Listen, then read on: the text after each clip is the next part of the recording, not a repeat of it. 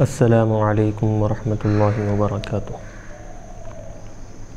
الحمد للہ رب العالمین، والصلاة والسلام علی اشرف الانبیاء والمرسلین وعلی آلہ واصحابہ اجمعین، اما بعد۔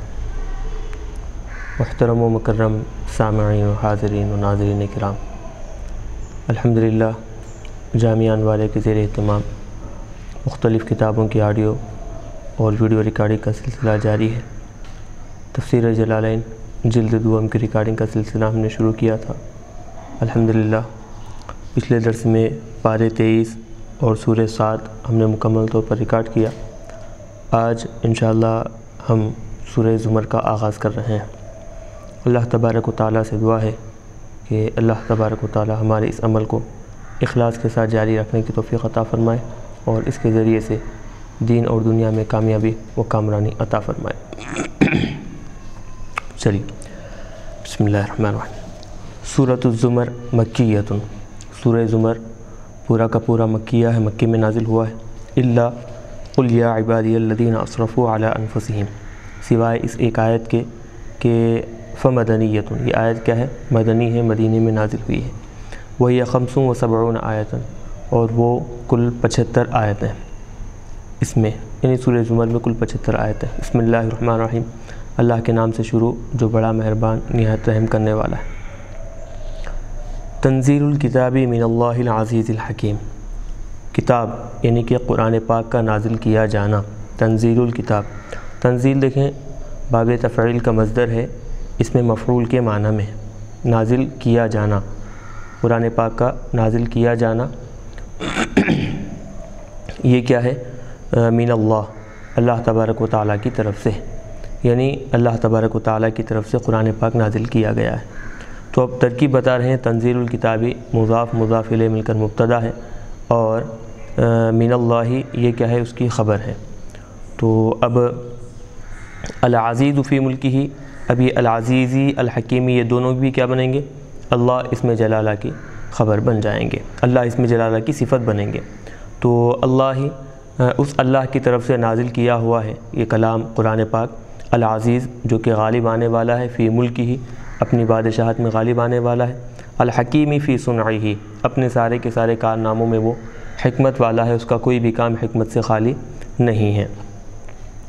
آگے بتا رہے ہیں، انا انزلنا الیک الکتاب بالحق، بے شک اے حبیب صلی اللہ علیہ وسلم ہم نے آپ کی طرف یعنی آپ پر قرآن پاک اتارا ہے، بالحق حق کے ساتھ، یعنی کہ قرآن پاک ہم حق کے ساتھ آپ پر اتارے ہیں۔ حق کے ساتھ اتارے ہیں مطلب قرآن پاک کے اترنے میں کسی قسم کا شک و شبہ نہیں ہے۔ یہ ایک بات ہوئی۔ تو اب یہ ترکیبی اعتبار سے بالحق یہ متعلق بنے گا انزلنا فعل کا، متعلق بانزلنا۔ تو بہرحال آگے بتا رہے ہیں، فاعبد اللہ مخلصا لہ الدین، تو اے حبیب صلی اللہ علیہ وسلم آپ اللہ تبارک و تعالیٰ کی عبادت کیجئے، کیسے؟ مخلصا لہ الدین، دین کو اسی کے ساتھ خالص کرتے ہوئے، خاص دین کو اسی کے ساتھ خاص کرتے ہوئے، مطلب دنیا میں اس دین حق کے علاوہ، دین اسلام کے علاوہ کوئی اور دین نہیں ہے، یہ سمجھتے ہوئے آپ کیا ہے؟ جو سچا دین ہے وہ دین اسلام ہی ہے، اس کے علاوہ کوئی بھی دین سچا نہیں ہے، اس اعتبار سے آپ کیا ہے؟ دین کو خالص اسی کے ساتھ کیجیے۔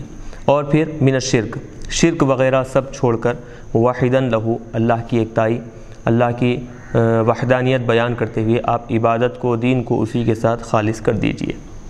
الا، آگاہ ہو جاؤ، للہ الدین الخالص، بتا رہے ہیں کہ دین اور عبادت صرف اور صرف اللہ کے لیے ہی ہے، دین بھی حق سچا دین اللہ کا ہی ہے، خالص اللہ کے لیے ہے، اور عبادت بھی جو ہے خاص خالص طور پر اللہ کے لیے ہے۔ ای لا یستحقہ غیرہ، خالص دین کا حقدار اس کے علاوہ کوئی اور نہیں ہو سکتا، عبادت کا حقدار اس کے علاوہ اور کوئی نہیں ہو سکتا۔ تو ہم کیا ہے دیکھیں یہاں پر دین کے ایک حقیقی معنی ہم یہاں پر مراد لیے ہیں دین اسلام، ایک مرادی معنی ہم لیے ہیں وہ کیا ہے کہ عبادت۔ تو دونوں بھی حقیقی معنی لیں تب بھی درست ہے، مرادی معنی لیں تب بھی درست ہے، کیونکہ فاعبد اللہ میں اعبد کا لفظ وہاں پر عبادت کا پہلے سے ہی اشارہ مل گیا ہے، تو دونوں بھی مراد ہو سکتے ہیں۔ تو خلاصہ کیا نکلا؟ آپ دین کو اللہ کے ساتھ خاص کر دیجئے۔ تو حضور کو حکم دیا جا رہا ہے کہ شرک وغیرہ آپ دین میں شامل مت کیجئے، تو کیا حضور ایسا کرتے ہیں کیا؟ تو بات یہ تو کہ کوئی بھی تصور نہیں کر سکتا، بلکہ یہاں پر بات سمجھ میں آتی ہے کہ حضور کے ذریعے سے امت کو حکم دیا جا رہا ہے۔ خطاب حضور سے ہے ضرور، لیکن حکم کیا ہے؟ ساری امت کو دیا جا رہا ہے۔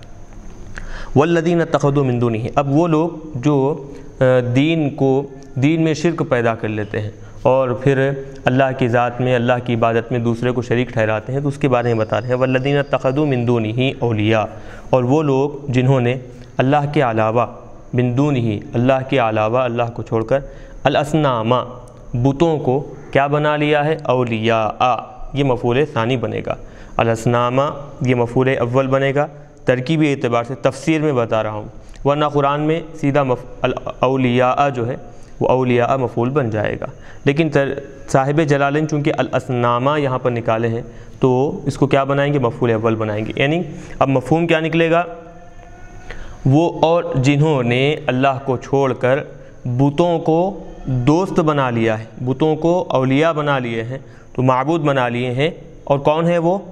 کن لوگوں نے اس طرح بتوں کو دوست بنا لیا ہے؟ وہم کفار مکہ تھا، وہ کفار مکہ ہے۔ تو کفار مکہ جنہوں نے اللہ کو چھوڑ کر، اللہ کی عبادت کو چھوڑ کر بتوں کو معبود بنا لیا ہے اور پھر بتوں کو دوست بنا لیا ہے، قالو وہ کیا ہے؟ کہتے رہتے ہیں، جب ان سے پوچھا جائے کہ تم اللہ کی عبادت کو چھوڑ کر یہ بتوں کی عبادت کیوں کرتے ہو، جب ان سے کہا جائے وہ کہتے ہیں کہ ما نعبدہم الا لیقربونا الی اللہ زلفیٰ، ہم ان بتوں کی عبادت نہیں کرتے مگر صرف اور صرف اس لیے کرتے ہیں کہ تاکہ یہ بت ہم کو اللہ کا مقرب بندہ بنا دیں، ہم کو اللہ کا چہیتا بندہ بنا دیں، اللہ کے قریب کر دیں، ہم ان بتوں کی عبادت کرتے ہیں۔ یعنی مطلب یہ کہ ان بتوں کے ذریعے سے ہم اللہ کے مقرب بننا چاہتے ہیں۔ وہ کافر اس طرح کا بہانہ بناتے ہیں، ما نعبدہم ہم ان بتوں کی عبادت نہیں کرتے الا مگر لیقربونا تاکہ وہ بت ہم کو مقرب کر دیں، اللہ کا قرب عطا کرتے ہیں، زلفیٰ یہ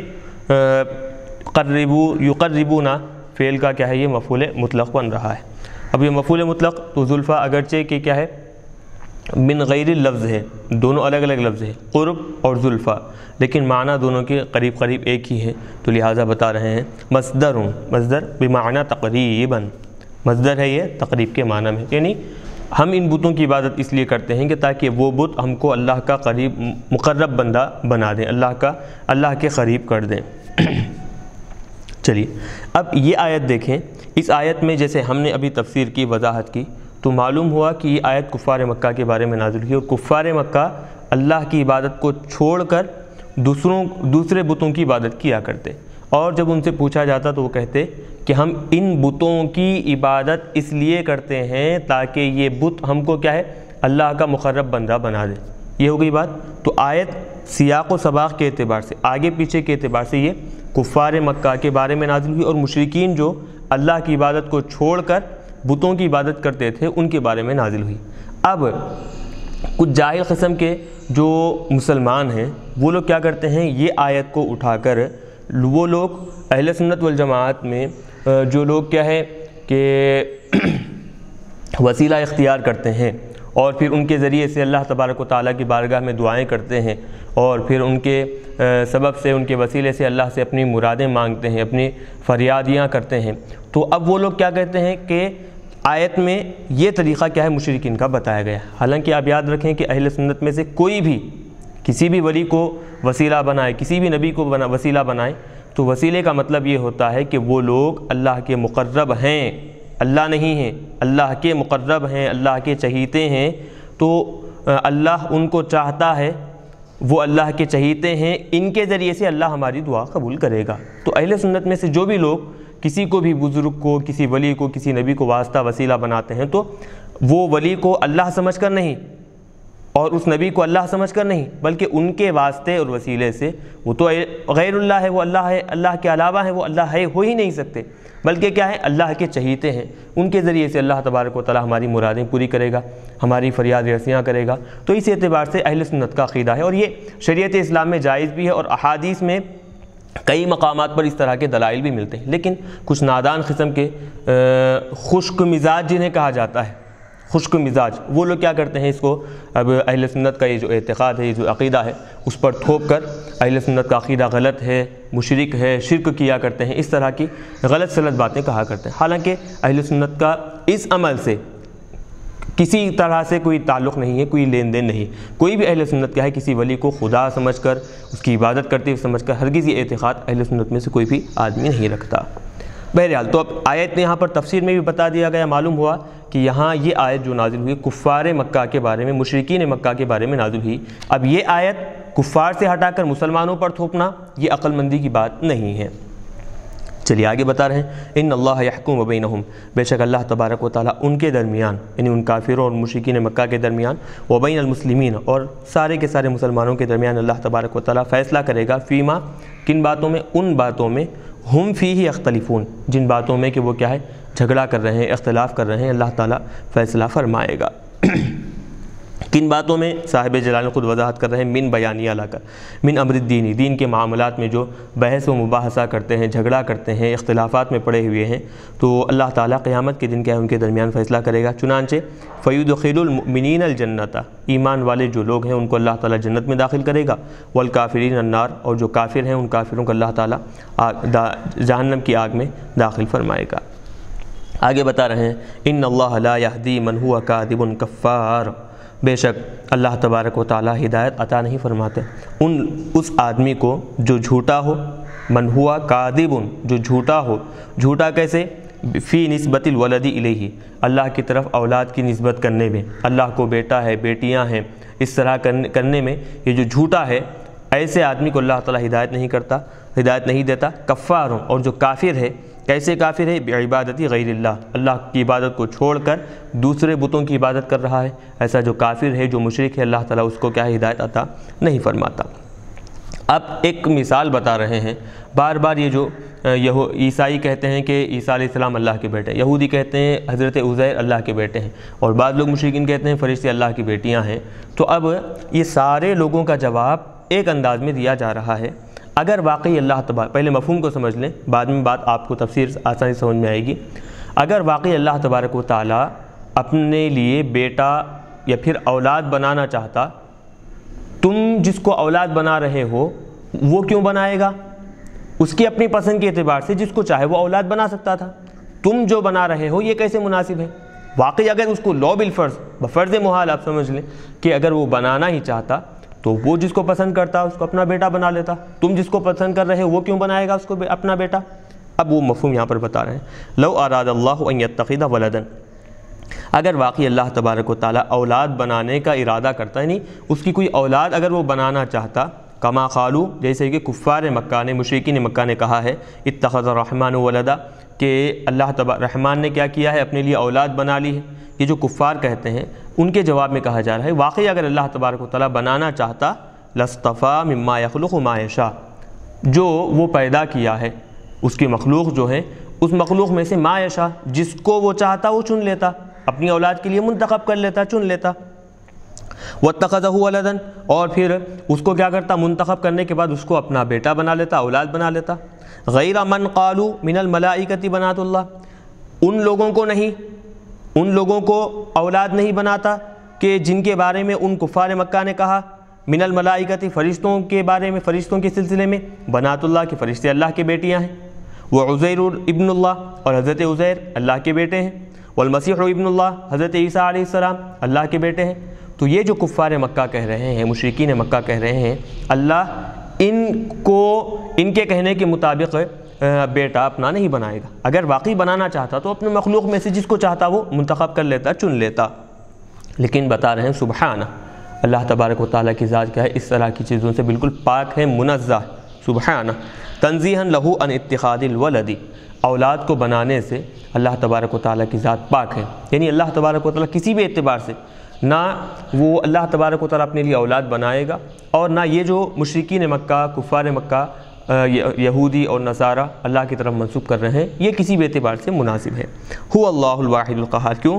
کیونکہ وہ اللہ تبارک و تعالیٰ الواحد، ایک ہے، القہار لخلقہ، اپنی مخلوق پر ہر اعتبار سے کیا ہے، غالب آنے والا ہے۔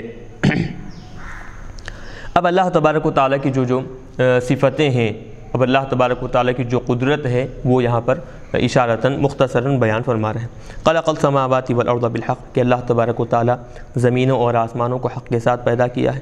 اب یہ بالحق جو لفظ آیا ہے ترکیبی اعتبار سے متعلق بھی خلقہ، اس سے پہلے جو خلقہ فعل ہے اس سے اس کا یہ متعلق بنے گا۔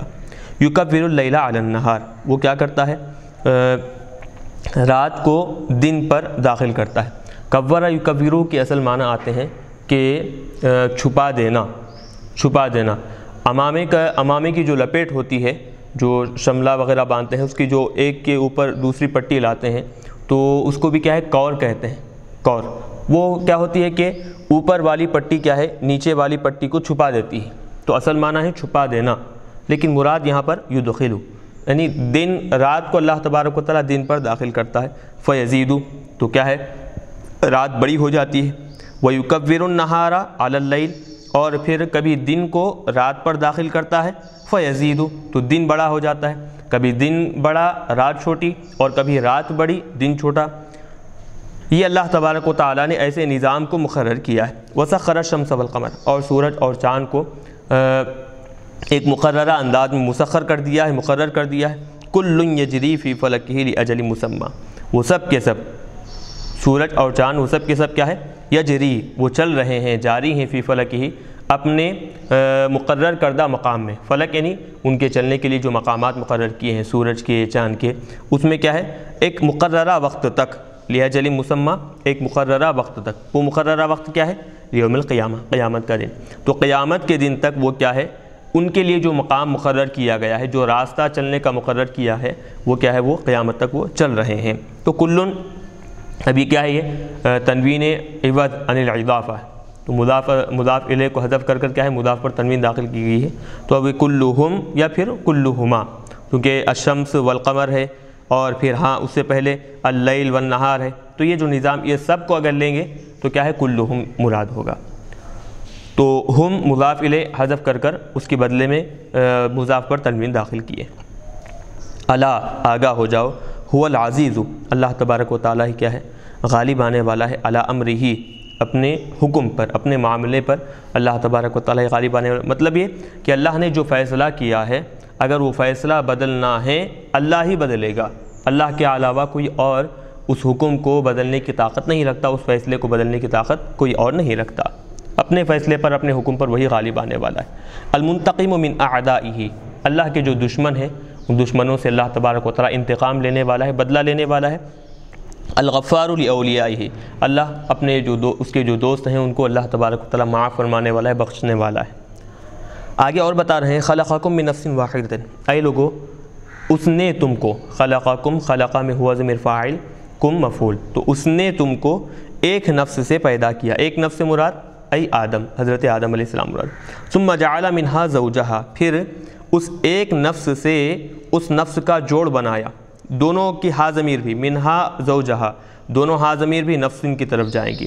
تو پھر اللہ تبارک و تعالیٰ نے اس ایک نفس سے اس کا جوڑ بنایا، کیسے؟ حضرت حوا علیہ السلام کی شکل میں۔ وَأَنزَلَ لَكُم مِّنَ الْأَنْعَامِ، اور پھر اس نے تمہارے لیے چوپائے اتارے، الابل والغنم والبقر والغنم والضأن والمعز ثمانیۃ ازواج، یعنی کہ اس نے تمہارے لیے 8 قسم کے چوپائے اس نے تمہارے لیے اتارے۔ کیا کیا ہے 8 قسم کے؟ تو 4 یہاں پر بیان کر رہے ہیں، 4 کے جو ان کا جو مؤنث ہوگا وہ 4، مذکر 4، یہ ملا کر کل 8 ہو جائیں گے۔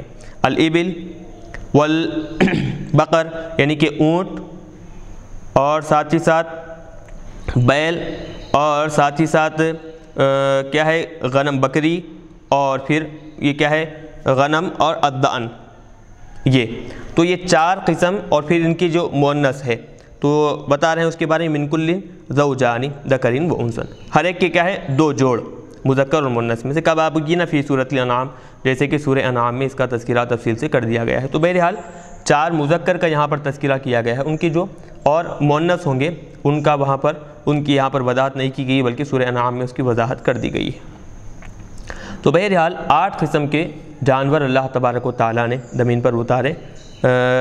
یخلقکم، ہاں یہ تو ہو گئی بات، تو اب آگے بتا رہے ہیں، یخلقکم فی بطون امہاتکم، اللہ تبارک و تعالیٰ تم کو تمہاری ماؤں کے پیٹ میں پیدا فرماتا ہے۔ اللہ تعالیٰ تم کو کیا ہے تمہاری ماؤں کے پیٹ میں پیدا فرماتا ہے. ماؤں کے پیٹ میں کیسا پیدا فرماتا ہے بتا رہے ہیں خلقن من بعد خلق, ایک تخلیق کے بعد دوسری تخلیق, یعنی تسلسل اللہ تبارک و تعالیٰ ایک ساتھ ہی انسان کی تخلیق نہیں ہوتی بلکہ درجہ بدرجہ لمحہ بلمحہ کیا ہے اس کی تخلیق میں اضافہ ہوتا جاتا ہے. کیسے بتا رہے ہیں فَأَيْ نُطْفًا, پہلی انسان کی جو تخلیق ہوتی ہے باپ کے ذریعے سے ماں کے شکم میں مادر میں کیا ہے نطفے کی منتقلی, یہ ایک تخلیق ہوئی. پھر اس نطفے کو ثم علقاً خون کے لوتھڑے میں تبدیل کرنا, پھر اس کے بعد اس کو کیا ہے مضغن, پھر اس کو گوشت کے ٹکڑے میں تبدیل کرنا. تو یہ ایک کے بعد ایک, پہلے نطفہ, اس کے بعد کیا ہے خون کا لوتھڑا, اس کے بعد پھر گوشت کا ٹکڑا, پھر اس کے بعد اس گوشت کے ٹکڑے کو ہڈی کو پہنانا, پھر اس کے بعد وغیرہ وغیرہ. یہ جو درجے ہیں انسان کی تخلیق کے تو بتا رہے ہیں اس کو خلقا من بعد خلقین, ایک تخلیق کے بعد دوسری تخلیق کے ذریعے سے اللہ نے تم کو تمہاری ماؤں کے پیٹ میں پیدا کیا. کہاں پر فی ظلمات ثلاث, تین تاریکیوں میں, تین اندھیروں میں. وہ کیا ہے تین اندھیرے اب بتا رہے ہیں. پہلا اندھیرا ہی ظلمت البطن, ایک تو ماں کا جو پیٹ ہے اس پیٹ کی تاریکی ایک ہوئی. دوسرا وظلمت الرحم, جو رحم ہے جہاں پر کہ جو نطفہ قرار پاتا ہے, جہاں نطفہ قرار پاتا ہے, دوسری اس کی تاریکی. وظلمت المشیمہ, اور تیسرا ہے مشیمہ کی تاریکی. مشیمہ ہے کیا آخر بتا رہے ہیں مشیمہ, بچہ جب پیدا ہوتا ہے تو بچے کے اوپر بالکل ایک باریک پردہ لگا ہوا ہوتا ہے, باریک پردہ ہوتا ہے بالکل باریک, یعنی کہ اتنا باریک ہوتا ہے کہ اندر کی چیز جو ہے تھوڑی بہت باہر نظر آتی, باریک پردہ ہوا کرتی. جیسے اس کو آسان سمجھنے کے لیے آپ دیکھیں کہ انڈا جب ابالتے ہیں, ابالنے کے بعد اس کا اوپر کا چھلکا جب نکالیں تو انڈے کے اوپر ایک باریک سا پردہ ہوا کرتا ہے. وہ جب ہم اس کو نکالیں گے تو وہ محسوس ہوگا, ورنہ وہ دیکھنے میں نہیں آئے گا. نکال کر جب ہم ہاتھ میں پکڑیں گے تو محسوس ہوگا. تو اسے کہتے ہیں. ویسا ہی کیا ہے اللہ تبارک و تعالیٰ نے کیا ہے ماں کے پیٹ میں رحم کے اندر حصے میں کیا ہے ایک مشیمہ نام کا ایک باریک پردہ بنایا ہے. تو اس کی ایک تاریکی یہاں پر بتا رہے ہیں. تو اس کے اندر بچہ ہوا کرتا ہے, رحم کے اندر یہ مشیمہ ایک باریک پردہ, اور پھر اس کو کیا ہے اس کے اندر کیا ہے بچہ ہوا کرتا ہے. ذالکم اللہ ربکم لہ الملک, وہ اللہ تبارک و تعالیٰ تمہارا پروردگار ہے. لہ الملک, اسی کے لیے ساری کی ساری بادشاہت ہے. لا الہ الا ہو, نہیں ہے کوئی معبود سوائے اس کے. فانا تصرفون, بس جب یہ سب چیزیں تم دیکھ رہے ہو, اس کی تخلیق کو سمجھ رہے ہو, جان رہے ہو, تو فانا تصرفون, پھر تم کیسے اس کی عبادت سے پھر رہے ہو. تصرفون عن عبادتہ الی عبادت غیرہ, اس کی عبادت کو چھوڑ کر اس کے علاوہ دوسروں کی عبادت کی طرف تم کیسے پھر رہے ہو. آگے بتا رہے ہیں ان تکفروا فإن اللہ غنی عنکم, اے لوگوں یاد رکھو اگر تم اللہ کی ناشکری کرو گے, اللہ کا انکار کرو گے, فإن اللہ غنی عنکم, تو اللہ تبارک و تعالیٰ کیا ہے تم سے بے نیاز ہے. اس کو نہ تمہاری عبادت کی ضرورت ہے نہ تمہاری شکر گزاری کی ضرورت ہے. وہ تمہاری عبادت سے بھی بے نیاز ہے اور تمہاری شکر گزاری سے بھی بے نیاز ہے. تو ولا یرضی لعبادہ الکفر, اور یاد رہیں کہ ہرگز اپنے بندوں کے کفر سے اللہ تبارک و تعالیٰ راضی نہیں ہوتا. بندے جو کفر کرتے ہیں تو اس کفر سے ہرگز اللہ تبارک و تعالیٰ راضی نہیں ہوتا, اگرچہ کہ یہ کفر کیا ہے اللہ کے ارادے سے. وَإِنْ أَرَادَهُ مِنْ بَعْدِهِمْ, بندوں میں سے بعض بندوں سے اللہ نے کفر کا ارادہ کیا ہے, ارادہ ہے ضرور, لیکن اس کفر سے اللہ تعالیٰ راضی نہیں ہوتا. ہم اس سے پہلے بھی اس کی وضاحت کی ہے, سمجھائے ہیں, اب یہاں پر بھی سمجھا رہے ہیں کہ ایک ہوتا ہے مشیت الہی اور دوسری ہوتی ہے رضا الہی. مشیت الہی, ایمان بھی مشیت الہی میں ہے, کفر بھی مشیت الہی. کسی کا مومن ہونا یہ بھی اللہ کی مشیت میں سے ہے, اللہ کے ارادے سے ہے, اور کسی کا کافر ہونا یہ بھی اللہ کے ارادے سے. لیکن رضا الہی صرف ایمان میں ہے اور کفر میں رضا الہی نہیں. مومن ہونا یہ اللہ کی رضامندی کو طلب کرنے والا عمل ہے, کافر ہونا یہ اللہ کو ناراض کرنے والا عمل ہے. اگرچہ کہ رضا مشیت الہی میں دونوں چیزیں ہیں, لیکن رضا الہی میں صرف ایک ہی چیز ہے, وہ ہے ایمان. کفر رضا الہی میں داخل نہیں. تو اس کو یہاں پر سمجھا رہے ہیں ولا یرضی لعبادہ الکفر, اپنے بندوں کی طرف سے کفر سے وہ ہرگز وہ راضی نہیں ہوتا, کفر کو وہ پسند نہیں کرتا. اگرچہ کہ وہ کفر اللہ کے ارادے سے ہی ہے. اللہ نے بعض بندوں سے کیا ہے کفر کا ارادہ کیا ہے, ارادہ ہے اس کا ضرور, لیکن رضامندی اس میں نہیں ہے. وَإِن تَشْكُرُوا اللَّهَ, اور اگر اب بتا رہے ہیں کہ تم اللہ تبارک و تعالیٰ کا شکر بجا لاؤ گے, فَتُؤْمِنُوا, شکر بجا لا کر تم اللہ پر ایمان لاؤ گے, تو يَرْضَهُ لَكُمْ, وہ تمہارے شکر سے کیا ہے خود بخود راضی ہو جائے گا، شکر ادا کرنے سے اور اس پر ایمان لانے سے کیا ہے وہ تم سے راضی ہو جائے گا۔ یرضہ لکم یعنی تمہارے شکر کی وجہ سے وہ تم سے راضی ہو جائے گا۔ اب یہاں بتا رہے ہیں کہ یرضہ کو پڑھنے کے طریقے۔ پہلی بات تو یہ کہ بسکون الہاء، یہ ہا کے سکون کے ساتھ ہے، یرضہ لکم، یرضہ لکم، ہا کے سکون کے ساتھ یعنی یرضہ لکم، و ضمھا، اور دوسری قرات ہا کے پیش کے ساتھ یرضہ مع اشباع، یرضہ لکم، اس طرح اشباع کے ساتھ، ودونہ، اور بغیر اشباع کے یرضہ لکم، یعنی تین طریقوں سے، ایک یرضہ، دوسرا یرضہ، تیسرا کیا ہے یرضہ لکم، تین طرح سے اس کو پڑھا گیا ہے۔ ودونہ کا مطلب وہ بغیر اشباع کے پڑھا گیا ہے، اے شکر لکم، یعنی وہ تمہارے شکر سے راضی ہو جائے گا۔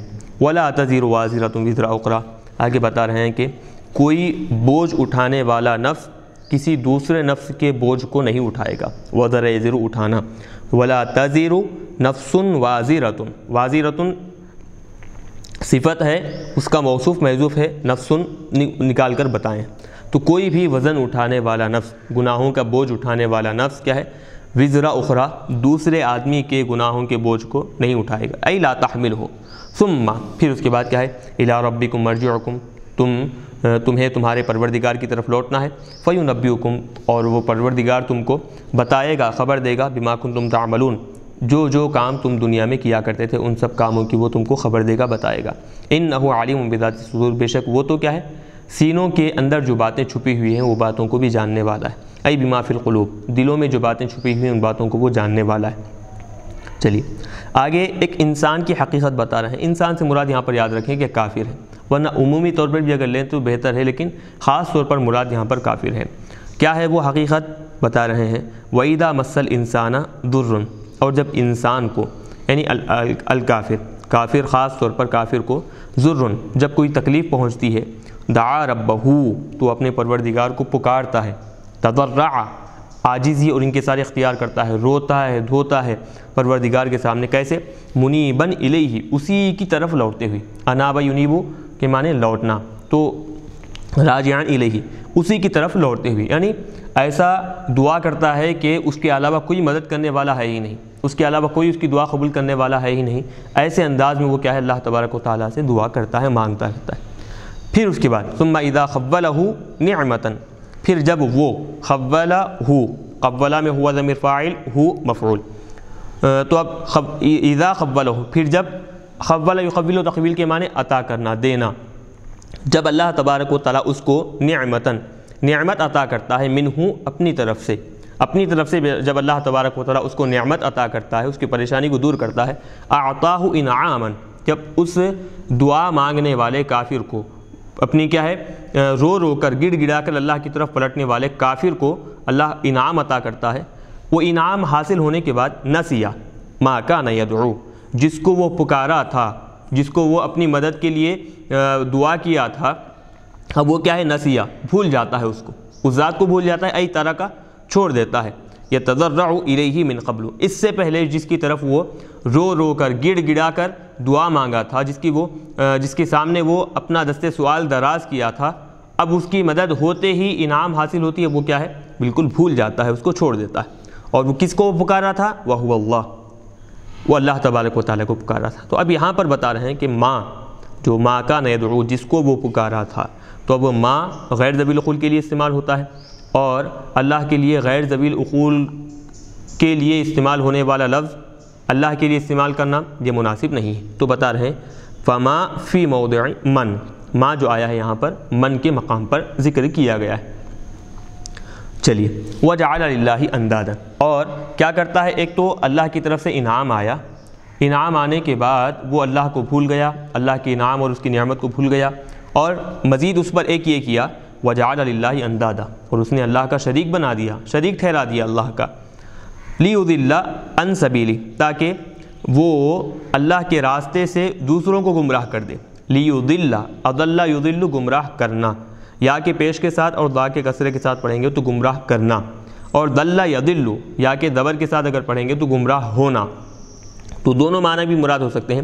وہ اللہ کی ذات میں شریک ٹھہرایا، کیوں؟ تاکہ وہ اللہ کے راستے سے دوسروں کو گمراہ کر دے، یضل، اور یضل پڑھیں گے تو وہ خود اللہ کے راستے سے گمراہ ہو جائے، یعنی دین اسلام کو چھوڑ کر وہ کیا ہے غلط راستہ اختیار کر لے، اللہ کے دین سے کیا ہے وہ پھر جائے۔ تو اللہ کی دی ہوئی نعمت وہ فائدہ اٹھاتے ہوئے اس سے ایمان لانا، شکر ادا کرنا ہونا تو یہ چاہیے تھا، لیکن وہ کیا ہے اس کی ناشکری کرتے ہوئے وہ کیا ہے اللہ کی ذات میں شریک ٹھہرایا۔ تو اب اس کے بارے میں بتا رہے ہیں، ایسے کافر کو بتا رہے ہیں، قل اے حبیب صلی اللہ علیہ وسلم آپ ان سے کہہ دیجئے، اس کافر سے کہیے، تمتع بکفرک قلیلا، اپنے کفر کے ذریعے سے تو تھوڑے سے وقت کے لیے فائدہ حاصل کر لے، تمتع فائدہ حاصل کر لے، فائدہ اٹھا لے تو اپنے کفر کی وجہ سے، قلیلاً تھوڑے سے وقت کے لیے، کب تک وہ بھی تھوڑا سا وقت، بقیت اجلک، تیری زندگی کا جو مقررہ وقت ہے اس کے باقی رہنے تک، جب تک وہ مقررہ وقت باقی ہے اس وقت تک تو اپنے کفر سے فائدہ اٹھا لے۔ انک من اصحاب النار، کیوں؟ جیسے ہی تو ختم ہوگا تو دوزخ میں سے ہو جائے گا۔ چلیے اب آگے بتا رہے ہیں، من دو طرح اس کو پڑھا گیا ہے، من میم کی تجدید کے ساتھ، من میم کی تخفیف کے ساتھ، دو طرح اس کو پڑھے ہیں۔ تو اب کیا معنی ہے دیکھیں، پہلے من کیا وہ شخص، یہ حمزہ استفہام کے معنی میں لیں گے، تو کیا وہ شخص، من وہ شخص ہوا جو قانتن آنا اللیل، قانتن قنت کے معنی آتے ہیں کہ اطاعت و فرما برداری کرنا، مراد یہاں پر قائم بوظائف الطاعات، اطاعت و فرما برداری کے جو وظائف ہیں، جو اوراد ہیں، ان کے ذریعے سے وہ قیام کرتا ہے، کھڑا ہوتا ہے۔ کب تک کھڑا ہوتا ہے؟ آنا اللیل، رات کے بہت سارے لمحات میں، بہت سارے اوقات میں کیا ہے وہ آنا اللیل، رات کے لمحوں میں، رات کے اوقات میں کیا ہے وہ اللہ کی عبادت کرتے ہوئے اطاعت و فرما برداری میں کھڑا رہتا ہے۔ کیسی حالت میں رات گزارتا ہے؟ ساجداً وقائماً فی الصلاۃ، نماز کے دوران درمیان نماز میں سجدہ کرتا رہتا ہے اور کبھی قیام کرتا رہتا ہے، کھڑے ہوتا ہے۔ تو جو انسان ساری کی ساری رات یا پھر رات کے اکثر اوقات اللہ کے دربار میں سر نیاز خم کرتے ہوئے، اللہ کے دربار میں عجز و انکساری کے ساتھ قیام کرتے ہوئے گزارتا ہے، اور ساتھ ہی ساتھ کیا کرتا ہے؟ یحذر الآخرۃ، آخرت سے وہ ڈرتا رہتا ہے، ای یخاف عذابہا، آخرت کا جو عذاب ہے وہ عذاب سے وہ ڈرتا رہتا ہے، ویرجو رحمت ربہ، اپنے پروردگار کی جو رحمت ہے، جو جنت ہے، اس جنت کی امید بھی رکھتا ہے، یعنی عذاب سے خوف بھی ہے اس کو اور جنت کی امید بھی ہے، رحمت سے امید بھی لگائے ہے۔ تو کیا ایسا آدمی کمن اس آدمی کی طرح ہو سکتا ہے؟ ہوا عاصن بالکفر، جو نافرمان ہے، کفر کرنے کی وجہ سے نافرمان ہو گیا ہے وہ، او غیرہ، یا پھر اس کے علاوہ جو مشرک ہیں اس کی طرح ہو سکتا ہے کیا؟ یعنی اطاعت و فرما برداری کرنے والا آدمی نافرمان آدمی کی طرح ہو سکتا ہے کیا؟ ایک طرف وہ آدمی جو اپنی ساری کی ساری رات اللہ کو راضی کرنے کے لیے، اللہ کے عذاب سے ڈرتے ہوئے، اللہ کی رحمت سے امید لگاتے ہوئے گزارتا ہے، دوسرا وہ آدمی جو اپنا ہر وقت، ہر لمحہ اللہ کی نافرمانی میں گزارتا ہے، تو کیا دونوں برابر ہوں گے؟ چلیے وفی قرات، اور ایک قرات میں بتا رہے ہیں، من دونوں کو الگ الگ پڑھا گیا ہے۔ اوپر تو کیا تھا؟ من تھا اوپر ایک قرات میں، من یہاں پر ہے تو بتا رہے ہیں فَأَم بمعنی بل، جو ہے بل کے معنی میں ہوں گے، والحمزہ، اور حمزہ کے معنی میں، حمزہ استفہام کے معنی میں لیں گے، جیسے ہم نے ترجمہ کیا حمزہ استفہام کے اعتبار سے۔ قل اے حبیب صلی اللہ علیہ وسلم آپ کہہ دیجئے، هل يستوي الذین یعلمون والذین لا یعلمون، کیا الذین یعلمون جو لوگ جانتے ہیں، والذین لا یعلمون اور جو لوگ نہیں جانتے، کیا برابر ہو سکتے ہیں؟ یعنی جاننے والے نہ جاننے والے کیا برابر ہو سکتے ہیں؟ تو جب تمہارے عقل کے اعتبار سے تم خود فیصلہ کرتے ہو کہ جاننے والا اور نہ جاننے والا دونوں برابر نہیں ہو سکتے، تو پھر اللہ کی اطاعت کرنے والا اور اللہ کی نافرمانی کرنے والا دونوں برابر کیسے ہو سکتے ہیں؟ ای لا یستویان، وہ دونوں برابر نہیں ہو سکتے، کون؟ اطاعت کرنے والا مطیع اور عاصی نافرمان، کما لا یستوی العالم والجاہل، جیسے کہ ایک عالم اور جاہل برابر نہیں ہو سکتے، تو ویسے ہی مطیع اور نافرمان برابر نہیں ہو سکتے۔ انما یتذکر اولو الالباب، اس کے سوا نہیں کہ ان ساری باتوں سے، ان ساری نصیحتوں سے، ان ساری مثالوں سے عقل والے لوگ ہی نصیحت حاصل کرتے ہیں، عبرت حاصل کرتے ہیں، اولو الالباب اے اصحاب العقول۔ چلیے آگے بتا رہے ہیں، قل اے حبیب صلی اللہ علیہ وسلم آپ کہہ دیجئے، یا عبادی الذین آمنوا، اے میرے وہ بندو جو ایمان لائے ہیں، یا مطلب اے ایمان والے بندو، اتقوا ربکم، تم اپنے پروردگار سے ڈرو، یعنی پروردگار سے ڈرو مطلب ای عذابہ، پروردگار کے عذاب سے ڈرو، ڈر کر کیا ہے؟ بِأَن تُطِيعُوهُ، اس کی اطاعت و فرما برداری کرتے رہو، اس کے عذاب سے ڈرتے ہوئے اس کی اطاعت کرتے رہو، للذین احسنوا فی ہذہ الدنیا حسنۃ۔ چلیے اب ایک یہاں سے نیا جملہ ہے، دیکھیں اب یہ جو جملہ آ رہا ہے پہلے والے جملے سے اس کا کوئی تعلق نہیں ہے، تو کیا ہے وہ؟ للذین احسنوا فی ہذہ الدنیا، جو لوگ اس دنیا میں اچھائیاں کرتے ہیں، احسنوا فی ہذہ الدنیا، جو لوگ اس دنیا میں اچھائیاں کرتے ہیں، اچھائیوں سے مراد بالطاعت، اللہ کی اطاعت و فرما برداری، اللہ کے احکامات پر جو لوگ اس دنیا میں عمل کرتے ہیں، حسنۃ، ان کے لیے کیا ہے؟ اچھا ہوگا، یعنی اچھائیاں کیے ہیں تو بدلہ بھی کیا ہے ان کے لیے اچھا ہوگا، یعنی ہی الجنت، وہ کیا ہے؟ جنت ہے۔ تو دنیا میں جو اچھائیاں کیے ہیں، نیکیاں کیے ہیں، تو بدلے میں آخرت میں ان کے لیے کیا ہے؟ جنت ہوگی۔ وارض اللہ واسعہ، اب یہاں پر اور ایک بات بتا رہے ہیں کہ اللہ کی زمین بہت وسیع ہے، بہت کشادہ ہے، بہت پھیلی ہوئی ہے، تو اب لہٰذا جس زمین میں تم عبادت کھل کر نہیں کر پاتے ہو، جہاں تم عبادت کرنے سے روک دیا جاتا ہے، تو وہاں سے ہجرت کر کر ایسے مقام پر چلے جاؤ جہاں پر تم کھل کر عبادت کر سکتے ہو۔ اللہ کی زمین بہت وسیع ہے، بہت پھیلی ہوئی ہے، جہاں تمہیں عبادت کرنے کا موقع نہیں ہے، جہاں تم عبادت نہیں کر سکتے ہو، تو وہاں سے ہجرت کرو، اور جہاں کھل کر تم عبادت کر سکتے ہو وہاں جا کر تم عبادت کرو، یہ بتا رہے ہیں۔ فہاجروا الیہا من بین الکفار مشاہدۃ المنکرات، کافروں کے درمیان سے نکل کر، اور مشاہدۃ المنکرات یعنی ناپسندیدہ چیزیں جو تمہیں دیکھنے میں آ رہی، جو تمہارے دیکھنے میں آ رہی ہیں، بت پرستی ہے، نافرمانیاں ہیں، اور الگ الگ چیزیں جو بھی دیکھنے میں آ رہی ہیں، تو لہٰذا وہ ساری چیزوں کو کیا ہے؟ تم وہاں سے نکل کر، ان علاقوں سے نکل کر، فہاجروا الیہا، وہ جو دوسری زمین ہے جہاں تم آسانی کے ساتھ کھلے انداز میں علی الاعلان عبادت کر سکتے ہو، تو اس زمین کی طرف ہجرت کر کر جاؤ اور وہاں پر عبادت کرو، یہ حکم دیا جا رہا ہے۔ انما، آگے بتا رہے ہیں اس کے سوا نہیں کہ یوفی الصابرون اجرہم، صبر کرنے والے لوگوں کو ان کا اجر پورا پورا دیا جائے گا، یوفا پورا پورا دیا جائے گا، الصابرون اجرہم، ان کو ان کا پورا اجر پورے انداز میں دیا جائے گا، یعنی کس پر صبر کرنے والے؟ الصابرین علی الطاعات، عبادت و اطاعت و فرما برداریاں کرنے پر انسان کو جو مشقتیں پیش آتی ہیں ان مشقتوں پر صبر کرنے والا، ان کو برداشت کرنے والا۔ وما یبتلون بہ، یا پھر وہ مصیبتیں جس کے ذریعے سے انسان کو آزمایا گیا ہے، جو ان لوگوں کو آزمایا گیا ہے، تو ان مصیبتوں پر صبر کرنے والے، آزمائشوں میں کامیاب اور کامران ہونے والے اور کھرے اترنے والے لوگوں کو اللہ تبارک و تعالیٰ کیا ہے؟ ان کا پورا پورا اجر عطا فرمائے گا۔ کیسے؟ بغیر حساب، بے حساب اللہ تبارک و تعالیٰ ان کو اجر عطا فرمائے گا، یعنی کہ ایسا حساب ہوگا بغیر مکیال ولا میزان، نہ اس کو تولا جا سکتا ہوگا اور نہ ہی اس کو ناپا جا سکتا ہوگا، نہ تولنے کے قابل ہوگا۔ یعنی اب یہ لفظ اس وقت استعمال کرتے ہیں جبکہ جو چیز دی جا رہی ہے وہ انسان کے وہم و گمان سے بھی ماوراء ہو، اس سے بھی بڑھ کر ہو، تو اس وقت یہ لفظ استعمال کیا جاتا ہے۔ تو اللہ تعالیٰ صبر کرنے والوں کو ایسا بدلہ عطا فرمائے گا کہ بے حساب، اس کا کوئی بھی کسی بھی اعتبار سے حساب ہرگز نہیں کیا جا سکے گا۔ آگے بتا رہے ہیں، قل، اے حبیب صلی اللہ علیہ وسلم آپ کہہ دیجئے، انی امرت، مجھے اس بات کا حکم دیا گیا ہے کہ ان اعبد اللہ، کہ میں اللہ کی ہی عبادت کروں، مخلصا لہ الدین، شرک کو چھوڑ کر دین کو اسی کے ساتھ، سچا دین اسی کے ساتھ خالص کرتے ہوئے، عبادت اسی کے ساتھ خالص کرتے ہوئے میں اس کی عبادت کروں۔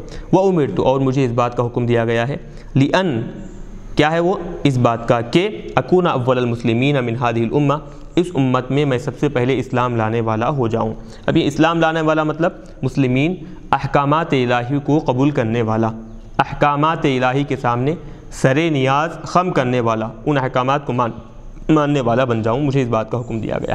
قل، آگے بتا رہے ہیں، اے حبیب صلی اللہ علیہ وسلم آپ فرما دیجئے ان لوگوں سے، انی اخاف ان عصیت، اگر میں نافرمانی کروں، اللہ تبارک و تعالیٰ کی حکم کی خلاف ورزی کروں، تو میں ربی، میرے پروردگار سے ڈرتا ہوں۔ انی اخاف ربی، میں میری ہاں، یا پھر اس کو دیکھیں، ربی کو اگر اخافو کا اخافو سے جوڑیں گے اس کا تعلق، تو میں میرے پروردگار سے ڈرتا ہوں، یہ ہوگی۔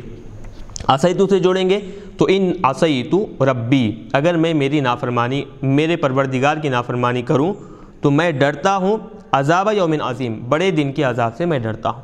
تو کھلے انداز میں اس کو آسانی سے سمجھنے کے لیے کیا کریں؟ ربی کا تعلق عصیتو سے جوڑ دیں، عذاب یوم عظیم کا تعلق کیا ہے؟ اخافو سے جوڑ دیں، تو بات بالکل درست ہو جائے گی۔ تو یعنی میں اگر میرے پروردگار کی نافرمانی کروں تو میں بڑے دن کا جو بڑا عذاب ہوگا اس سے میں اندیشہ کرتا ہوں، اس سے میں ڈرتا ہوں۔ قل، اے حبیب صلی اللہ علیہ وسلم آپ کہہ دیجئے، اللہ اعبد، میں اللہ کی ہی عبادت کروں گا، اللہ اعبد، اللہ کی ہی عبادت کروں گا۔ یہ حصر کے طور پر کیا کیا گیا ہے؟ اعبدو کا جو فعل ہے اللہ اس کو مقدم کیا گیا ہے۔ ایسا ہوا کرتا ہے عربی زبان میں، حصر معنی حصر پیدا کرنے کے لیے مفعول کو مقدم کرتے ہیں۔ جیسے کہ سورہ فاتحہ ہر کوئی اس کو یاد کرتا ہے، ہر ایک کو یاد رہتا ہے، وہاں پر کیا ہوا، نعبدو کا تھا، مفعول کو مقدم کر کر ایاک نعبد لائے، تو مطلب ہم تیری ہی عبادت کرتے ہیں۔ تو ویسے ہی یہاں پر اللہ اعبدو، میں اللہ کی ہی عبادت کروں گا، مخلصا لہو دینی، میرا دین اسی کے ساتھ خالص کرتے ہوئے، یعنی میں اپنی عبادت میں میرے دین میں کسی کو شریک نہیں ٹھہراؤں گا، کسی کو ذات کو اس میں کیا ہے شریک میں ہرگز نہیں کروں گا، اسی کا میں اپنی عبادت میرا دین جو بھی ہے اسی کے ساتھ میں خالص کر دوں گا۔ فاعبدوا ما شئتم من دونی، تو اب رہا معاملہ تمہارا اس اللہ کو چھوڑ کر جس کی عبادت کرنا ہے کرو، فاعبدوا ما شئتم من دونی، اللہ کو چھوڑ کر اللہ کے علاوہ تم جس کی عبادت کرنا چاہتے ہو کر لو، غیرہ اللہ کے علاوہ، فیہ تہدید لہم، اس میں دراصل کیا ہے ان کافروں کو، ان مشرکین کو کیا ہے دھمکی دینا ہے، یہ عبادت کر لو جس کی چاہے تم، تو یہ ان کو اختیار دینا نہیں بلکہ کیا ہے ان کو دراصل اس انداز میں دھمکی دینا ہے، وَإِذَانٌ، اور اس بات کی طرف اشارہ بھی کرنا ہے، یہ بات بھی ان کو بتانا ہے کہ بِأَنَّهُمْ، کہ وہ کافر لا يعبدون اللہ تعالی، اللہ تبارک و تعالیٰ کی وہ عبادت نہیں کر رہے ہیں، اس بات کو بھی بتانا اس میں اصل مقصد ہے۔ قل، پھر اس کے بعد اے حبیب صلی اللہ علیہ وسلم آپ کہہ دیجئے، ان الخاسرین الذین خسروا انفسهم واہلیہم یوم القیامہ، بے شک نقصان اٹھانے والے، خسارے میں پڑنے والے، الذین وہ لوگ ہیں، خسروا انفسهم واہلیہم، جو اپنے آپ کو بھی نقصان میں ڈالیں اور اپنے اہل و عیال کو، واہلیہم اپنے اہل و عیال کو بھی نقصان میں ڈالیں، کب؟ یوم القیامت، قیامت کے دن۔ یعنی حقیقت میں نقصان اٹھانے والا، خسارے میں پڑنے والا وہ آدمی ہے جو نقصان آخرت میں قیامت کے دن جو نقصان اٹھایا ہے، خود بھی نقصان اور خسارے میں پڑ گیا اور اپنے اہل و عیال کو بھی کیا ہے نقصان اور خسارے میں ڈال دیا، تو وہ حقیقت میں خسارے میں پڑنے والا، نقصان میں پڑنے والا ہے۔ کیسے خسارے میں ڈال دیا، کیسے نقصان میں ڈال دیا، اب یہاں بتا رہے ہیں، بتخلید الانفس فی النار، کہ اپنے نفسوں کو، اپنے آپ کو ہمیشہ کے لیے دوزخ کی آگ میں ڈال کر، ہمیشہ کے لیے دوزخ کی آگ میں جلنے والا بنا کر، وَبِعَدَمِ وُصُولِهِمْ، اور کیسے نقصان میں ڈال دیا کہ ان کو خود اپنے آپ کو یا پھر ان کے جو اہل و عیال ہیں ان کو ان حوروں تک نہ پہنچا کر، خود اپنی نفسوں کو اور اپنے اہل و عیال کو ان حوروں تک نہ پہنچا کر جو حوریں کے المعدت لہم، ان کے لیے تیار کی گئی، جو حوریں جنت میں ان کے لیے تیار کی گئی ہیں، ان حوروں تک خود اپنے آپ کو اور اپنے اہل و عیال کو نہ پہنچا کر اپنے آپ کو وہ نقصان میں ڈالا ہے، تو وہ کیا کافروں کے لیے بھی جہنم میں، جنت میں حوریں تیار کی گئی ہیں کیا؟ تو بتا رہے ہیں لو آمنو، اگر وہ کافر ایمان لاتے تو ان کے لیے جو جنت میں حوریں ہیں وہ حوروں تک اپنے آپ کو نہ پہنچا کر، ایمان نہ لا کر اپنے آپ کو نقصان میں جو ڈالا ہے وہ یہاں پر نقصان مراد ہے۔ الا ذالک هو الخسران المبین، تو بتا رہے ہیں آگاہ ہو جاؤ، وہی کیا ہے کھلا نقصان ہے، کھلا خسارہ ہے، البین۔ لہم من فوقہم ظلل، اب بتا رہے ہیں کہ وہ جو کافر ہیں، جو جہنمی ہیں، ان کے لیے جہنم کی آگ میں ان کے اوپر جہنم کے طبقے ہوں گے، یعنی جہنم کی آگ کے کیا ہے طبقے ہوں گے، یعنی ایک سے بڑھ کر ایک، جیسے آسمان کا کوئی ایک آسمان ایک کے اوپر ایک سایہ فگن کیا ہوا ہے، تو جہنمی پر بھی کیا ہے آگ ایک کے اوپر ایک کیا ہے ان پر سایہ فگن ہوگی۔ من النار ومن تحتہم ظلل، اور نچلے حصے میں بھی کیا ہے، یعنی اوپر بھی آگ ان کو اوپر سے بھی گھیرے میں لے لے گی اور نیچے سے بھی کیا ہے آگ ان کو اپنے گھیرے میں لے لے گی۔ ذالک، یہی عذاب ہے کہ یخوف اللہ بہ عبادہ، اس عذاب سے اللہ تبارک و تعالیٰ اپنے بندوں کو ڈرا رہا ہے، جگہ جگہ پر اس عذاب سے بندوں کو ڈرا رہا ہے۔ کون سے بندوں کو؟ ای المؤمنون، مؤمنین، جو ایمان والے جو بندے ہیں۔ قرآن پاک میں جگہ جگہ پر اللہ تبارک و تعالیٰ اسی عذاب سے ایمان والوں کو ڈرا رہا ہے، کیوں؟ لیتقوہ، تاکہ وہ اس عذاب سے بچیں اور اس عذاب میں وہ مبتلا نہ ہوں، یہ ہوئی۔ تو یہاں پر تاکہ وہ عذاب سے بچیں، ان کو عذاب سے بچانے کے لیے اللہ تبارک و تعالیٰ یہ بار بار ان باتوں کی نصیحت ایمان والوں کو کر رہا ہے۔ تو عذاب سے بچانے کے لیے یہ کیسے معلوم ہوا؟ تو بتا رہے ہیں یدل علیہ، عذاب سے بچانے کے لیے ایمان والوں کو اللہ تعالیٰ نصیحت کر رہا ہے۔ تو یہ دلالت کیسے ہوئی، بات کیسے معلوم ہوئی؟ اے یا عبادی فتقون، فتقون میں چونکہ ڈرانے کا لفظ ہے تو لہٰذا کیا ہے یہی بات یہاں پر مراد ہوگی۔ تو اے میرے بندو فتقونی، تم مجھ سے ڈرو، یعنی مجھ سے میرے عذاب سے ڈرو اور عذاب میں مبتلا ہونے سے بچو۔ چلیے آگے بتا رہے ہیں والذین اجتنبوا الطاغوت، اور جو لوگ اجتناب کے معنی آتے ہیں کہ پرے کیا ہے، تنہائی اختیار کرنا، چھوڑ دینا، اجتناب کرنا، الگ ہو جانا۔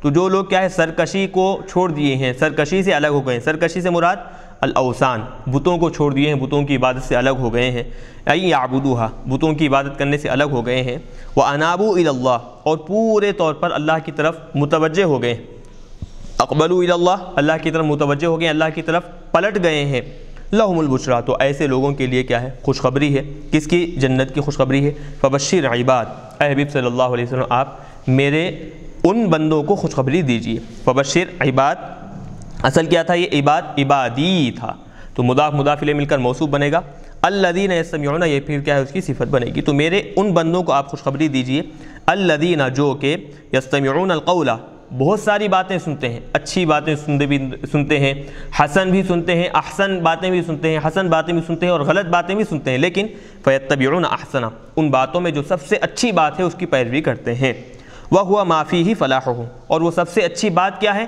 وہ وہی بات ہے جس بات میں ان کی کامیابی اور کامرانی چھپی ہوئی ہے، وَهُوَ مَا، اور وہ سب سے اچھی بات وہی ہے، فِيهِ فَلَاحُهُمْ، کہ جس میں کیا ہے ان کی کامیابی اور کامرانی چھپی ہوئی ہے، یعنی باتیں ساری سنتے ہیں لیکن ان کی کامیابی جس بات میں ہے وہ باتوں کو کیا ہے وہ پکڑ لیتے ہیں، فیتبعون، اور اس کی پیروی کرنے لگتے ہیں، اولئک الذین ھداھم اللہ، تو بتا رہے ہیں وہی وہ لوگ ہیں کہ اللہ تبارک و تعالی نے ان کو ہدایت دے دی، واولئک ھم اولو الالباب، اور وہی وہ لوگ ہیں جو عقل والے ہیں، عقل سے کام لیتے ہیں، اصحاب العقول ہیں۔ چلیے آگے بتا رہے ہیں افمن حق علیہ کلمۃ العذاب، کیا وہ آدمی کہ جس پر کلمہ عذاب، یعنی عذاب کا جو کلمہ ہے وہ حق ثابت اور واجب ہو چکا ہے۔ کیا ہے عذاب کا کلمہ؟ جیسے ہم اس سے پہلے رکوع میں اس سے پہلے جو سورہ گزرا ہے اس میں عذاب کا کلمہ بتا دیے ہیں، تو یہاں پر بھی اشارہ کر رہے ہیں صاحب جلالین، لَأَمْلَأَنَّ جَهَنَّمَ، کہ ہم ضرور جہنم کو بھر دیں، میں ضرور جہنم کو بھر دوں گا، من الجنتی، جنات سے، والناس اجمعین، اور بہت سارے لوگوں سے، یعنی کافروں سے جو اللہ کی نافرمانی کرنے والے ہیں، ان سے میں کیا ہے جہنم کو بھر دوں گا۔ تو یہ کلمہ عذاب ہے، یہ کلمہ عذاب جس آدمی پر واجب اور ثابت ہو چکا ہے، افانت تنقذ من فی النار، کیا آپ جو آدمی آگ میں جلنے والا ہے تو کیا آپ اس کو آگ سے نکالیں گے؟ انقذ ینقذ کے معنی آتے ہیں چھٹکارا دلانا، بچا لینا، تو تخرج من فی النار، تو کیا جو آدمی آگ میں جلنے والا ہے آپ اس کو آگ سے نکال لیں گے کیا؟ یہ باتیں، تو اب اس میں کیا ہے تھوڑی سی مضمرات ہیں، تھوڑی چیزیں یہاں پر، جملے یہاں پر محذوف ہیں، وہ جملوں کو جب ہم نکالیں گے تو یہ آیت اور باتیں یہاں پر پوری کی پوری سمجھ میں آئیں گی۔ تو صاحب جلال یہاں پر بتا رہے ہیں جواب الشرط، چھپے ہوئے ہیں یہاں پر جواب الشرط۔ اب یہ کیا ہے؟ افانت تنقذ من فی النار، یہ کیا ہے؟ افمن حق علیہ کلمۃ العذاب میں جو من حرف شرط تھا اس کا یہ جواب شرط ہے۔ وَأُقِيمَ فِيهِ الظَّاهِرُ مقام المضمر، اب اس میں کیا ہے؟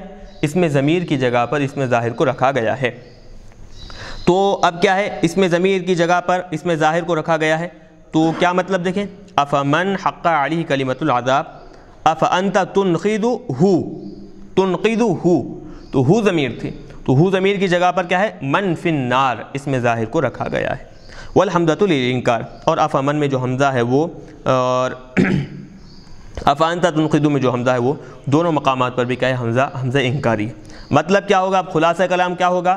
والمعنی، مطلب یہ ہے لا تقدیر علی ہدایتہ، جو آدمی کے جس پر عذاب کا کلمہ واجب اور ثابت ہو چکا ہے آپ اس کی ہدایت خود سے نہیں دے سکتے، یا پھر اس کے دل میں ہدایت پیدا نہیں کر سکتے آپ، فتنقذہ من فی النار، بس آپ اس کو کیا ہے؟ آگ سے بچا نہیں سکتے، آگ سے نکال نہیں سکتے، کیوں؟ تقدیر الہی میں پہلے سے مقرر ہوا ہے کہ وہ کافر ہوگا، ایمان قبول نہیں کرے گا، اس کے لیے ہدایت پیدا نہیں کی گئی ہے اور وہ آگ میں ہمیشہ ہمیشہ جلتا رہے گا۔ تو اللہ نے جب فیصلہ کر دیا ہے تو اللہ کے فیصلے کے مطابق ہی کام ہوگا، آپ اس کے دل میں اپنی طرف سے ہدایت پیدا نہیں کر سکیں گے۔ تو یہاں پر یہ معنی، تو اب دیکھیں کہ ہدایت نہیں دے سکیں گے یہ معنی نہیں کریں گے، بلکہ کافر کے دل میں ہدایت پیدا نہیں کر سکیں گے۔ جیسے ہم اس سے پہلے بھی بتاتے آئے ہیں کہ خلق ہدایت ایک ہوتا ہے اور ایک ہوتا ہے کسب ہدایت۔ تو خلق ہدایت یہ اللہ تبارک و تعالیٰ کا کام ہے کہ کسی کے دل میں ہدایت کو پیدا کرنا، کسب ہدایت، یہ قرآن بھی ہدایت دیتا ہے، حضور بھی ہدایت دیتے ہیں، بزرگان دین ہدایت دیتے ہیں، کتابیں جو آسمانی کتابیں ہیں اور حضور پاک علیہ الصلوۃ والسلام کی احادیث کی جو کتابیں ہیں وہ دیتے ہیں، اور پھر جتنے بھی جو دوسری چیزیں ہدایت دینے والے ہیں وہ تو اپنے مقام پر ہیں، لیکن کسب ہدایت کے معنی ہوں گے، ہدایت تک پہنچانے والے ہیں، یہ معنی ہوں گے۔ ہدایت کو پیدا کرنا یہ اللہ کا کام ہے، اس کے علاوہ کوئی اور پیدا نہیں کر سکتا، یہ معنی یہاں پر لیں گے۔ لیکن اب یہاں تک تو جہنمیوں کا تذکرہ ہوا، اب اس کے بعد جو ہے جنتی جو لوگ ہوں گے، ایمان والے جو لوگ ہوں گے، ان کا تذکرہ یہاں سے بتا رہے ہیں۔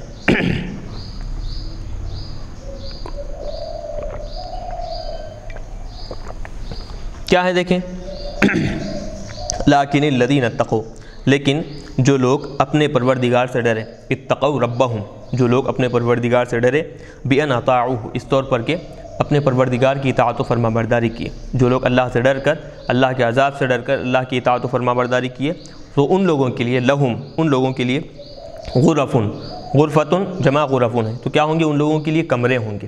کیسے کمرے ہوں گے؟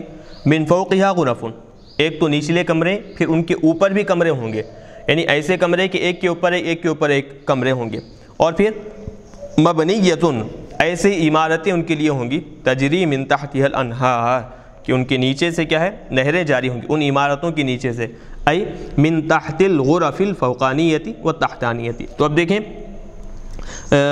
من تحت الغرفی، تو اب فوقانیہ و تحتانیہ، تو اب مطلب یہ کہ ہر ایک کمرے سے، ہر ایک کمرے کے نیچے سے کیا ہے وہ نہریں جاری ہوں گی۔ وعد اللہ، یہ اللہ تبارک و تعالیٰ کا وعدہ ہے، یعنی اب یہ وعد اللہ منصوب کیوں ہے بتا رہے ہیں، فعل مقدر کی وجہ سے، اس سے پہلے ایک فعل مقدر مانیں گے، اس کی وجہ سے یہ منصوب ہوگا، اور اس کا مفعول ہونے کی وجہ سے منصوب ہوگا، تو منصوب بفعلہ المقدر، اسی کا جو فعل مقدر ہے کیا ہے وہ وعد اللہ وعدن، یہ معنی تھا۔ تو اب کیا کرتے ہیں وعد اللہ وعدن میں، اس سے پہلے بھی ہم بتائے ہیں، یہاں پر بھی بتا رہے ہیں کہ فعل کو حذف کر کر، مفعول مطلق میں اکثر کیا کیا جاتا ہے، فعل کو حذف کر کر جو مفعول مطلق ہے اس مفعول مطلق کو فعل کی جگہ میں رکھتے ہیں، اور جو فاعل ہے اس مفعول کی اضافت فاعل کی طرف کر دیتے ہیں، جیسے یہاں پر کیا گیا وعد اللہ، تو وعد اصل میں مصدر ہے، وعد اللہ، وعد اللہ وعدن تھا، تو اب کیا کیے وعدہ فعل حذف کیے، وعدن مصدر کو فعل کی جگہ میں رکھے، اور اللہ جو فاعل تھا اس کو کیا کیے وعد مصدر کا اب وہ مضاف الیہ بنا کر وعد اللہ ہی پڑھے ہیں، تو ایسا عربی زبان میں کیا جاتا ہے اور یہ اس کا قاعدہ ہے۔ تو وعد اللہ یعنی اللہ تبارک و تعالیٰ کا یہ وعدہ ہے، متقی پرہیزگار جو لوگ ہوں گے، جو ایمان والے لوگ ہوں گے، ان کو یہ بدلہ ایسے ہی انداز میں دیا جائے گا۔ لا یخلف اللہ المیعاد، اللہ تبارک و تعالیٰ اپنے وعدے کی کبھی بھی مخالفت نہیں کرتا، وعدہ خلافی اللہ تبارک و تعالیٰ نہیں کرتا۔ چلیے اب یہاں پر اپنی جو اللہ تبارک و تعالیٰ کی جو قدرتیں ہیں، اور ساتھ ہی ساتھ اللہ کی جو انوکھی پیدائش، انوکھی تخلیق ہے، اور کس انداز میں اللہ تبارک و تعالیٰ نے زمین اور آسمان کو پیدا کیا ہے، ایک یہاں پر نشانی کے طور پر چند باتیں بتا رہے ہیں تاکہ اللہ کی قدرت کو لوگ دیکھیں اور اللہ کی ذات پر ایمان لے آئیں، اس وجہ سے یہاں پر بتا رہے ہیں۔ کیا ہے وہ؟ الم ترى، کیا آپ نہیں دیکھتے؟ خطاب اگرچہ کہ حضور سے ہے لیکن حکم سارے امت محمدیہ کو ہے، تو اب حضور سے خطاب ہے تو ترجمہ بھی ہم حضور کے اعتبار سے کریں گے کہ آپ نہیں دیکھتے، یعنی کہ کیا آپ تعلم، کہ آپ نہیں جانتے، ان اللہ، کہ اللہ تبارک و تعالیٰ انزل من السماء ماء، کہ اللہ تبارک و تعالیٰ نے کیا کیا آسمان سے پانی نازل کیا، فسلکہ ینابیع، اب یہ ینابیع بتا رہے ہیں کہ ادخلہ امکنۃ نبعین، تو اب یہ چشمے زمین کے نیچے سے، زمین کے اندر، زمین کے نیچے سے بہنے والے جو چشمے ہیں، اب وہ یہاں پر مراد ہے، ینابیع سے مراد کیا ہے؟ زمین کے نیچے سے بہنے والے جو چشمے ہیں، جس کو اب جیسے یہاں پر کیا کرتے ہیں کہ جو زمین کے نیچے بھی کیا ہے پانی کا چشمہ جاری ہے، تو اس پانی کے چشمے کو لوگ کیا کرتے ہیں بور ویل وغیرہ ڈال کر، بور کے ذریعے سے وہ پانی کیا ہے موٹر کے ذریعے سے اوپر کھینچتے ہیں، تو وہ جو چشمے زمین کے نیچے سے بھی جاری ہیں، تو وہ پانی کہاں سے آیا؟ بتا رہے ہیں انزل من السماء ماء، وہ بھی اللہ تبارک و تعالیٰ نے آسمان سے پانی نازل کیا، فسلکہ، وہ پانی چلا ینابیع فی الارض، زمین کے نیچے، زمین کے اندر کیا ہے اس کے جو چشمے ہیں وہاں پر، ای ادخلہ امکنۃ نبعین، چشموں کے مقامات میں، مقامات جو ہیں چشمے جہاں سے جاری ہو رہے ہیں ان کے جو مکانات ہیں وہاں اللہ تبارک و تعالیٰ نے پانی کو داخل کیا، ثم یخرج بہ، پھر اس کے ذریعے سے، اس پانی کے ذریعے سے اللہ تبارک و تعالیٰ کیا ہے یخرج زرعا، کھیتی باڑی نکالتا ہے، مختلفاً الوانہ مختلف رنگ روپ والے، بعض ہرے رنگ کے، بعض کالے رنگ کے، بعض پیلے رنگ کے، مختلف رنگ کے اللہ تبارک و تعالیٰ کھیتی باڑیاں کرتا ہے۔ ثم یہیج، پھر اچانک وہ کھیتی باڑی کیا ہے بالکل سوکھ جاتی ہے، یہی بس پھر کیا ہے وہ اچانک سوکھ جاتی ہے۔ جب وہ کھیتی باڑی اور اس کے پھل پودے سوکھ جائے، فتراہ، آپ اس کھیتی باڑی کو کیا دیکھیں گے؟ مصفرن، پیلی ہو کر پڑی ہوئی دیکھیں گے، پلساہٹ کی طرف، پیلے رنگ کی طرف مائل ہوئی دیکھیں گے۔ حالانکہ وہ کیا تھی؟ جب بارش نازل ہوا تو وہ کھیتی باڑی کیا ہے بالکل ہری بھری تھی۔ بعد الخضرتی مثلا، اب وہ کیا ہو جاتی ہے؟ جب حالانکہ بارش نازل ہونے کے بعد وہ کھیتی باڑی ہری بھری تھی، لیکن اب اچانک اللہ کے حکم سے وہ کیا ہے؟ پیلے رنگ کی طرف پلٹ جاتی ہے۔ جب پیلے رنگ کی طرف پلٹ جائے، مثال کے طور پر بتا رہے ہیں پیلا رنگ، ورنہ مختلف رنگ کے ہو جاتے ہیں، بعض کیا ہے کالے رنگ کی طرف پلٹ جاتے ہیں، بعض کیا ہے مٹیالے رنگ کی طرف، مٹی کے رنگ کی طرف پلٹ جاتے ہیں۔ تو مختلف رنگ یعنی ان کی جو خوبصورتی ہے، جو ہری بھری جو ہرا رنگ ہے، وہ کیا ہے ختم ہو جاتا ہے۔ ثم یجعلہ حطاما، پھر اس کے بعد اللہ تبارک و تعالیٰ کیا کرتا ہے؟ وہ جو کھیتی باڑی ہے یا پھر جو بھی پھل پودے ہیں، درخت پھول وغیرہ ہیں، ان کو اللہ تبارک و تعالیٰ حطامن یعنی ریزہ ریزہ کر دے گا، بالکل باریک بنا دے گا، فطاعتن، بالکل باریک اللہ تبارک و تعالیٰ اس کھیت کو، اس کھیتی باڑی کو، اس پھل پودوں کو بنا دے گا۔ تو اب اس کے ذریعے سے یہ جو مثال یہاں پر دیے ہیں، تو اللہ تبارک و تعالیٰ اس میں کیا ہے بہت ساری اپنی قدرت کو بتا رہے ہیں، اپنی مخلوقات کو بتا رہے ہیں۔ ایک تو آسمان سے بارش کو نازل کرنا، یہ ایک، اور وہ اوپر سے ٹپکا ہوا پانی زمین کے اندر تک، زمین کے تہہ تک پہنچانا چشموں کی شکل میں، یہ دوسری قدرت۔ اور پھر اس پانی کے ذریعے سے کیا کرنا؟ زمین کے اندر سے زمین کو پھاڑ کر پھل پودے نکالنا، درخت اگانا، کھیتی باڑی کرنا، اور پھر مختلف رنگ و روپوں والے بنانا، یہ قدرت۔ پھر اس کے بعد اچانک اس کھیتی باڑی کو ختم کر دینا، ہلاک کر دینا، یہ بھی اس کی قدرت ہے۔ تو یہ ساری اس آیت میں اللہ تبارک و تعالیٰ لوگوں کے ذہنوں میں اپنی قدرت کو بیان فرما رہے ہیں، اور پھر اس کے بعد اب بتا رہے ہیں اصل چیز، ان فی ذلک لذکریٰ، یہ جو چیزیں اس آیت میں جو باتیں ہم نے بتائی ہیں، اس میں لذکریٰ نصیحت ہیں، بہت ساری نصیحتیں ہیں، لأولی الالباب، عقل والے لوگوں کے لیے اس میں بہت ساری نصیحتیں ہیں، یتذکرون بہ، جو لوگ اس سے نصیحت حاصل کرتے ہیں۔ کیوں نصیحت حاصل کرنے والوں کے لیے ہیں؟ اس میں یہ باتیں جو بھی ہیں عام فہم باتیں ہیں، لیکن خاص عقل والے لوگوں کے لیے ہی کیوں ہیں؟ بتا رہے ہیں کہ کیونکہ عقل والے لوگ جو ہیں ان باتوں میں غور و فکر کرتے ہیں اور حقیقت سے آگاہی حاصل کرتے ہیں، حقیقت معلوم کرتے ہیں، اور جو بے عقل لوگ ہیں عقل ہونے کے باوجود بھی اس کو استعمال نہیں کرتے، ان کے سامنے لاکھ نصیحتیں کریں، لاکھ باتیں سمجھائیں، وہ لوگ اس کو ماننے والے، اس پر عمل کرنے والے نہیں ہیں۔ اس کے علاوہ اور ایک چیز اس میں یہ ہے کہ یہ نشانیاں اللہ کی قدرت پر، اللہ کی وحدانیت پر دلالت کرنے والی، لدلالتہ علی وحدانیت اللہ تعالی و قدرتہ، یہ نشانیاں جو بھی بیان کی گئی ہیں یہ اللہ کی ایکتائی پر، اللہ کے ایک ہونے پر، و قدرتی، اللہ کی قدرت پر دلالت کرنے والی نشانیاں ہیں۔ تو لہذا جب عقل والے لوگ اس میں ان نشانیوں میں غور و فکر کریں گے تو ان کو اندازہ ہوگا کہ یہ ساری چیزیں بنانے والے کوئی اور نہیں بلکہ صرف ایک ذات ہے، اور وہی کیا ہے ہر چیز پر قادر ہے، قدرت رکھتی ہے، تو ان کو اس بات کا اندازہ ہو جائے گا۔ تو الحمدللہ یہاں پر دیکھیں ہم تقریباً سورہ زمر کے 2 رکوع ہم مکمل طور پر ریکارڈ کر چکے ہیں۔